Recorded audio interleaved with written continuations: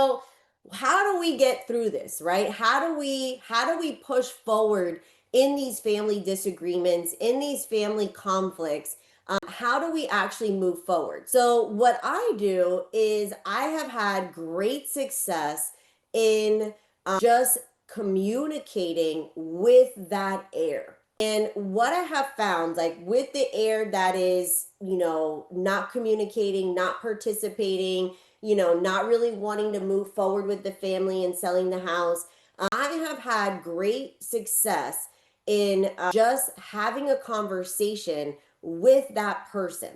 And what I found in more, 9 times out of 10, to be honest, 9 times out of 10, is that the family is, there's like old beef between the family. There's, the family may be talking to each other, but they're not actually hearing each other, right? So when a third party comes in, like myself, okay, and I'm able to go to the house or I'm able to contact them over the phone and just introduce myself as a neutral third party, okay?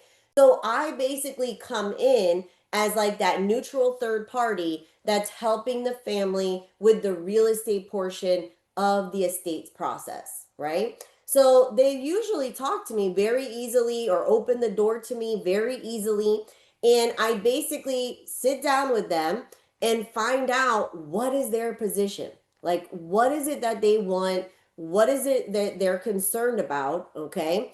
And I help them accomplish it, right? But 9 times out of 10, it's just being that neutral third party. I can't tell you how many cases I've had where the executor's like, yeah, I want to sell, but my sister refuses to cooperate, and it's just going to go into foreclosure. Like, I don't know, like there's nothing we could do because she's uncooperative, right? And I would tell the executor, I say, okay, so if I'm able to communicate with your sister, if I'm able to get your sister on board, can we agree to do business together? And they're like, oh yeah, if you could deal with my sister, definitely, okay, perfect, sir, go ahead and sign my listing paperwork, right?